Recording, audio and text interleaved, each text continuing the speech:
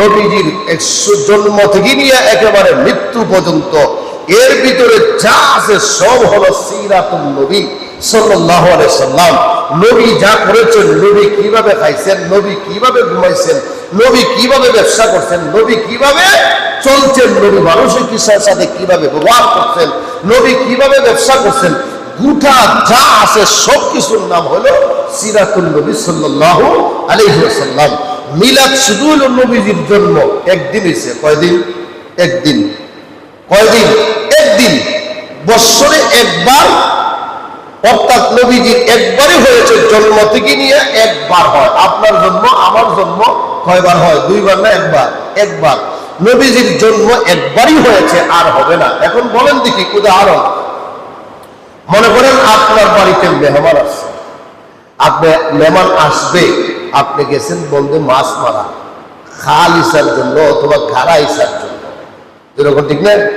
ইচ্ছা আপনি পানি শেষ করে বিরাট বড় 10 কেজি ওজনের একটা বোয়াল মাছ পাইছেন। কি পাইছেন? বোয়াল মাছ। বোয়াল মাছ পাইলে আপনি খুশি না বেজা? যেরকম খুশি না বেজা? খুশি, খুব খুশি।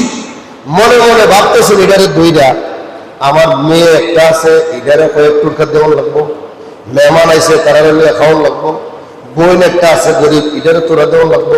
মানে মনে মনে ভাবতেছেন, মনে মনে ভাবতেছেন। মনে মনে ভাবার পর কিছুক্ষণ পর এটা আপনার লেজ দেয়া এমন একটা বাড়ি ভাবছে, বাড়ি মাইরা এটা চলে গেছে। এখন বলেন দেখি আপনার বোয়াল মাছ পাওয়ার যে খুশি আর আনন্দ, এটা আর রয়েছে না গেছে? যেরকম রয়েছে না গেছে? শেষ। সব আপনার জল্পনা কল্পনা যা আছে সব শেষ। আপনার আনন্দ শেষ, ফুর্তি শেষ, হাসি শেষ। মাথা থামায় খালি চিন্তা করলেন, হাই রে কি করলাম, যেরকম দেখি না। তাহলে আগেরটা আগের যে আনন্দ ছিল, পিছনেরটার কারণে আগের আনন্দ শেষ, যেরকম দেখি না।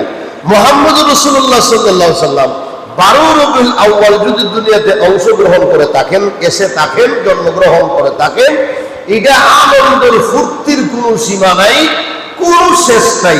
সবাই আনন্দিত, গাছ আনন্দিত, মাছ আনন্দিত, নদী নালা গাছ আকাশ পাতাল ভূমণ্ডল লৌহ কলম চন্দ্র সূর্য সব আনন্দিত।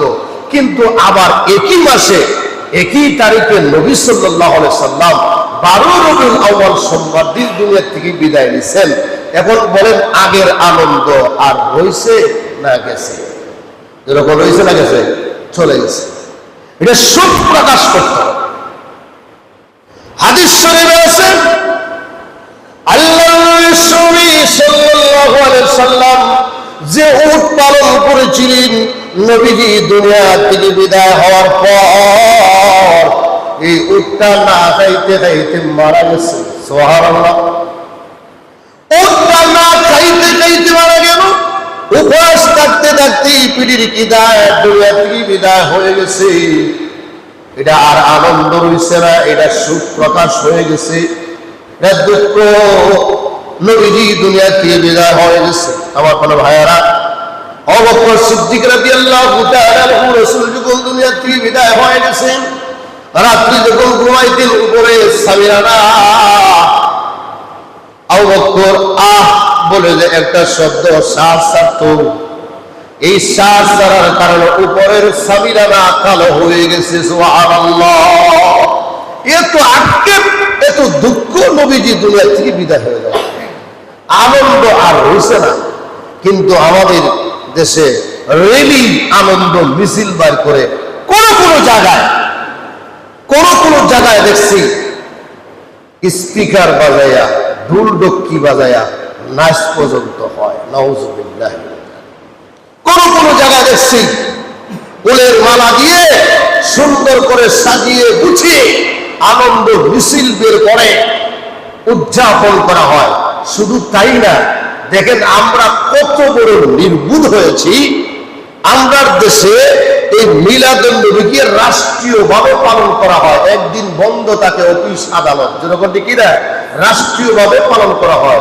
কিন্তু আজ পর্যন্ত কোন সরকার, যত সরকার আসছে গেছে, কোন সরকার নমাজ বাধ্যতামূলক রাষ্ট্রীয়ভাবে আইন করতে পারছে, যেরকম পারছে, পারে নাই। যেটা করার দরকার ছিল যে নামাজ ফরজ রাষ্ট্রীয়ভাবে আইন করা হলো, নামাজ বাদ দিলে শাস্তিযোগ্য অপরাধ হবে, এইটা না করে যেটা নফল, যেটা না করলে কোনো গুনাহই হবে না, অথচ করলে এবং করা করে যেটা করলে গুনাহ হয়, এটা রাষ্ট্রীয়ভাবে পালন করা হচ্ছে। আর যেটা রাষ্ট্রীয়ভাবে পালন করার কথা এটা করা হচ্ছে না। যেরকম ঠিক কিনা আমার কোনো ভাইয়েরা? এই জন্য মুহাম্মদ সাল্লাল্লাহু আলাইহি সাল্লাম খাজা আব্দুল মুত্তালিব বলেন, আমি যখন মুহাম্মদ সাল্লাল্লাহু আলাইহি সাল্লাম আমার নাতিকে নিয়ে কাবা শরীফের দরজার সামনে দাঁড়ালাম এবং দরজা খুলে দিলাম, সারাটা কাবা শরীফ আলোকিত হয়ে গেছে। সুবহানাল্লাহ।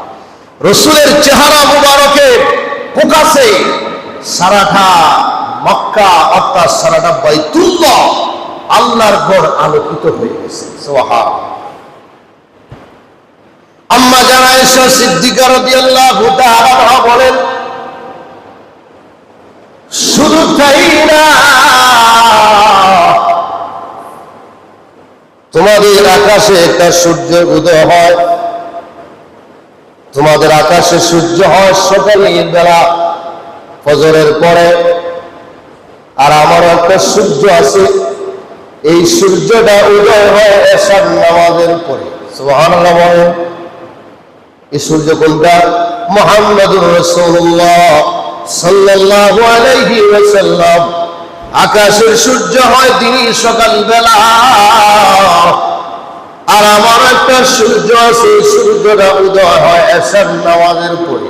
সুবহানাল্লাহ বলবেন না? আমার কোন ভাইয়েরা, আয়েশা সিদ্দিকা রাদিয়াল্লাহু তাআলা আনহা বলেন, নবী এত সুন্দর ছিল, এশার নামাজের পরে যখন আমার স্বামী মুহাম্মদ সাল্লাল্লাহু আলাইহি সাল্লাম আমার ঘরে প্রবেশ করেছেন, আমি একটা সুইয়ের ছিদ্র দিয়া সুতা ঢুকাইতে পারতাম। সুবহানাল্লাহ। বুঝেন নবী কত সুন্দর ছিল। সুবহানাল্লাহ বলবেন না? সারা পৃথিবীর সমস্ত সুন্দর যদি এক ঘরে জমা করে রাখা হয়, সারা পৃথিবীর সমস্ত সুন্দর যদি এক ঘরে জমা করে দরজা বন্ধ করে দেওয়া হয়, সুয়ের ছিদ্র তো দূরের কথা, কুদালের ছিদ্র দেখা যায় না, যেরকম ঠিক কিনা? কিন্তু আমার নবী মুহাম্মদুর রাসূলুল্লাহ সাল্লাল্লাহু আলাইহি সাল্লাম, আয়েশা সিদ্দিকা বলেন, নবী যখন আমার ঘরে অংশগ্রহণ করেছেন, প্রবেশ করেছেন, আমি তাকায় দেখি নবী আমার ঘরে আসার পর সারাটা ঘর আলোকিত হয়ে গেছে।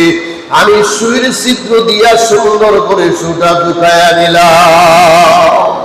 এত সুন্দর ছিল আমার মুহাম্মদ সাল্লাল্লাহু আলাইহি ওয়াসাল্লাম।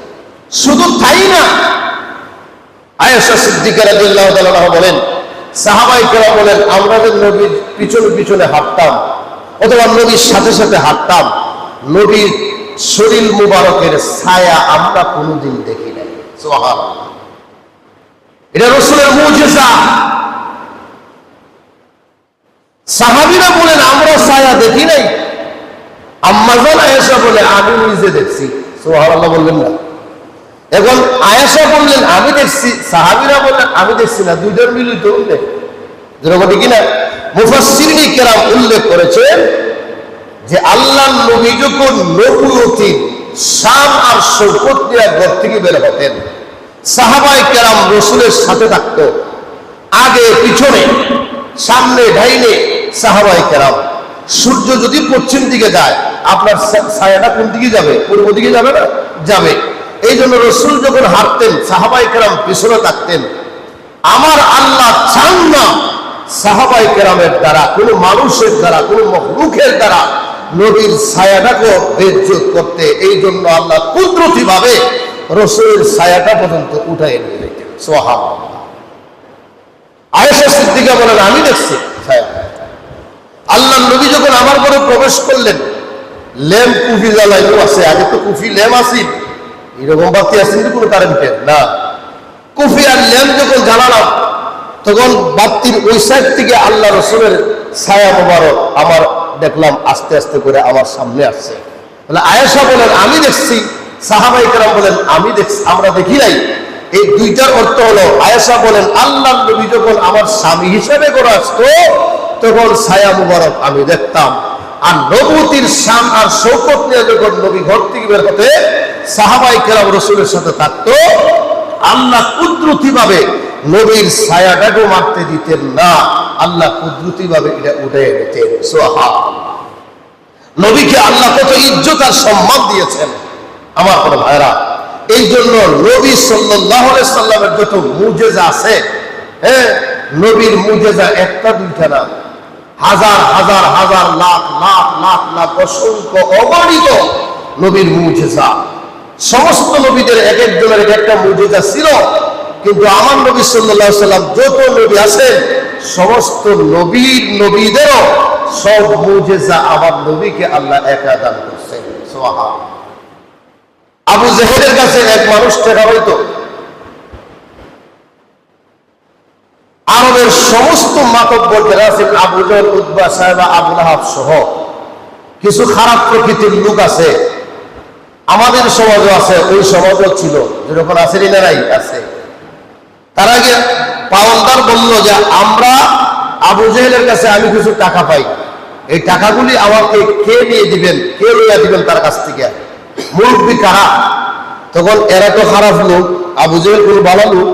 আবু জেহেল কয়, ওই যে একজন দেখা যায় ওনার কাছে যাও, উনি মুরব্বী, উনি বললে টাকা পাইবা।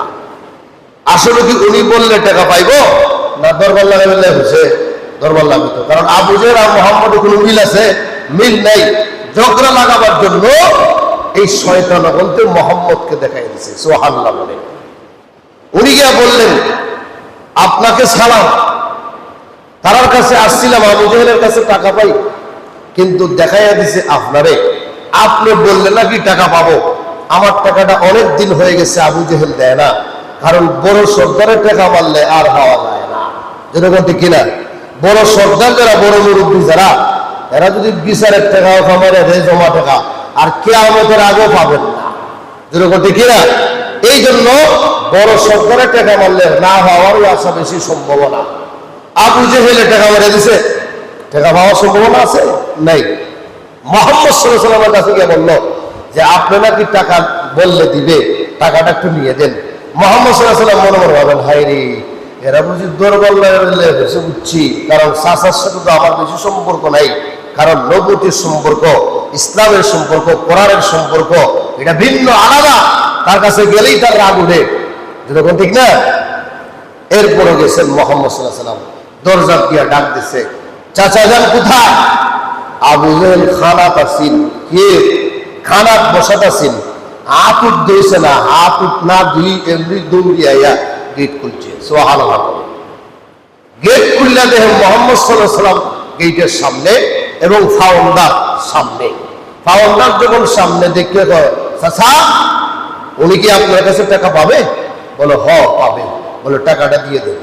বলে চাচা, ভাতিজা, টাকা তো আনি নাই, আমি হাত ধুয়েও আসি নাই, আর তুমি যে আসছো সেটাও জানি না, অতএব টাকা নিয়ে আসতেছি, অপেক্ষা করো। সুবহানাল্লাহ বলে টাকা নিয়ে আসছে, টাকা দিয়ে দিছে। ওইদিকে শয়তান বলতে দেখি আজকে মায়ের কিভাবে লাগে। সুবহানাল্লাহ বলবেন না? তারা দূর থেকে দেখার জন্য আসছে, মায়ের কিভাবে ঝগড়া কিভাবে লাগে এটা দেখার জন্য। দূর থেকে দেখে চাচা ভাতিজার সামনে, মুহাম্মদ সাল্লাল্লাহু আলাইহি ওয়াসাল্লামের সামনে একেবারে করু জুড়ে, একেবারে নির্জু হয়ে মাথা নিচু করে মুহাম্মদ সাল্লাল্লাহু আলাইহি ওয়াসাল্লামের সামনে দাঁড়ায়া টাকাগুলি দিয়েছেন। আবু জেহেল, উতবা, সাইবা হয়, ও আপনি বড় নেতা, আপনারাও তো নেতা মানতাম, আপনি দেখি মুহাম্মদ সাল্লাল্লাহু আলাইহি ওয়াসাল্লামের সামনে একেবারে মাথা নিচু কইরা টাকা দিতে বাধ্য হয়ে গেলেন। আপনি কিসের নেতা? মানলে নেতা, না মানলে খেতা। জোরে করতে কিনা? মানলে নেতা, না মানলে আপনি খেতা। অতএব আপনি আমাদেরকে বুঝান, মুহাম্মদ সাল্লাল্লাহু আলাইহি ওয়াসাল্লামের কাছে যাইও না, মুহাম্মদের কথা শুনো না, হত্যা করবেন, মারবেন, ধরবেন, এই করবেন, সেই করবেন। এখন মুহাম্মদ সাল্লাল্লাহু আলাইহি ওয়াসাল্লামের সামনে আপনি এত নির্জু হয়ে গেলেন কেন? কারণটা কি? তখন আবু জেহেল কয়, কারণ কি শুনবা? বলে হক, আমি যে পর্যায়ে আছি, যে জায়গায় দাঁড়ায় আছি, এই জায়গায় যদি তোমরা দাঁড়াইতে তাহলে তোমরাও এইরকম করতে। বলে কি হয়েছে? বলে মুহাম্মদ সাল্লাল্লাহু আলাইহি ওয়াসাল্লাম যেই মাত্র আমাকে ডাক দিছে, চাচা বাড়িতে আসেননি, ডাক দেওয়ার পরেই আমি মনে করছি খানাত আসলাম, বাড়িতে একটা ভূমিকম্প সৃষ্টি হয়ে গেছে। সুবহানাল্লাহ। আমি মনে করছি বাড়িতে একটা ভূমিকম্প সৃষ্টি হয়েছে, আমি হাত না ধুই আমার বাতিলের সামনে আসলাম, আয়া দেখি মুহাম্মদ সাল্লাল্লাহু আলাইহি ওয়াসাল্লামের দুই ঘাট থেকে, অর্থাৎ এই ঘাট থেকে, ঘাড় মুবারক থেকে দুইটা অজগর সাপ এইভাবে হচ্ছে, যে সাপ আমি কিয়ামতের আগে দেখছিও না আর দেখতামও না। হা করে অজগর সাপে কইতেছে, দেখা দিবি না আমার পেটের ভিতরে আইবি। সুবহানাল্লাহ বলবেন না? এটা হলো রাসূল সাল্লাল্লাহু আলাইহি ওয়াসাল্লামের মুজিজা। আল্লাহ অলৌকিক ভাবে মুজিজা দিয়েছেন মুহাম্মদ সাল্লাল্লাহু আলাইহি ওয়াসাল্লামকে। আবু জাহেল বলেন, এই আমি কি সাপের পেটের ভিতরে যাবো না টাকা দিব? তোমরা কও, টাকা দেওয়ার দরকার। বলে এই জন্য আমি টাকা দিয়ে দিছি, আমি মুহাম্মদ সাল্লাল্লাহু আলাইহি ওয়াসাল্লামকে ভয় পেয়েছি, কারণ এইরকম দৃশ্য আমি কোনোদিন আর দেখি নাই। সুবহানাল্লাহ। আমার পরে ভাইরা, এই জন্য মুহাম্মদ সাল্লাল্লাহু আলাইহি ওয়াসাল্লাম আমাদের নবী, প্রিয় নবী সাল্লাল্লাহু আলাইহি ওয়াসাল্লাম, আরব পার্লামেন্টে সব কিছু আইন জারি করা হয়েছে। মুহাম্মদ সাল্লাল্লাহু আলাইহি ওয়াসাল্লামের নাম কেউ নিবে না, মুহাম্মদ সাল্লাল্লাহু আলাইহি ওয়াসাল্লামের আলোচনা কেউ করবে না, মুহাম্মদ সাল্লাল্লাহু আলাইহি ওয়াসাল্লামের কাছে কেউ যাবে না, মুহাম্মদ সাল্লাল্লাহু আলাইহি ওয়াসাল্লামের কথাও কেউ বলবে না, এবং কাউকে দেখাইও দিবে না। দূর থেকে মানুষ আসলে সব মুহাম্মদ সাল্লাল্লাহু আলাইহি ওয়াসাল্লাম থেকে দূরে থাকবে। সুবহানাল্লাহ বলবেন না? সব দূরে থাকবে। কিন্তু আল্লাহ রাব্বুল আলামিন কয়, মুহাম্মদ তোমাকে যতই মানুষ থেকে দূরে রাখুক না কেন, আমি আল্লাহ আরো কাছাকাছি পৌঁছে দিব, কারণ তোমার চেহারার মধ্যে এত সুন্দর আমি দিয়েছি, এ সুন্দর দেখলেই মানুষ কালিমা পড়ে মুসলমান হয়ে যাবে। সুবহানাল্লাহ। যখন বাহির থেকে মানুষ আসতো, আরবের লোকেরা, দুষ্কৃতির মানুষরা, কারাগ্রস্ত লোকেরা বলতো, এই দেশে আব্দুল্লাহর ছেলে মুহাম্মদ সাল্লাল্লাহু আলাইহি ওয়াসাল্লাম আছে, পাগল, মেন্টাল, তার কাছে যাইও না, তার কথা শুনলো না। জায়গায় জায়গায় সিকিউরিটি পিট করে রাখতো, মুহাম্মদ সাল্লাল্লাহু আলাইহি ওয়াসাল্লামের কাছে যাইও না। মানুষ বলতো, আরে একজন মানুষের জন্য সারা আরবের বড় বড় নেতা হল, এরা খালি বিরোধিতা করে, এরা আমাদেরকে আটকায়, এরা আমাদেরকে না যাওয়ার জন্য বলে। কারণটা কি? কারণ অনেক সময় দেখবে উত্তরে যদি বলে ওনার কাছে যাইস না, আরো বেশি যায়, যায় না। তখন তারা বলে, যেহেতু পাগল বলছে, পাগলটার একটু দেখার দরকার। সুবহানাল্লাহ বলবেন না? তারা মুহাম্মদ সাল্লাল্লাহু আলাইহি ওয়াসাল্লামের কাছে গিয়ে এমন সুন্দর চেহারা দেখে কাবা শরীফের দেওয়াল পর্যন্ত আলোকিত হয়ে গেছে। তারা কয়, এত সুন্দর চেহারা বৈশিষ্ট্যের একজন মানুষ কোনোদিন পাগল হতে পারে না। সুবহানাল্লাহ।